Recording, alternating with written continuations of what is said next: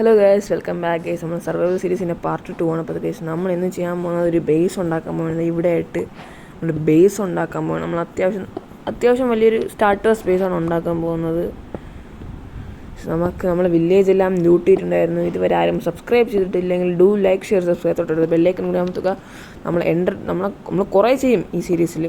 നമ്മൾ പതിയെ ആവുന്നേ ഉള്ളൂ. നമുക്കിപ്പോൾ 43 സബ്സ്ക്രൈബേഴ്സായി. കുറേ ആൾക്കാർ സബ്സ്ക്രൈബ് ചെയ്തു.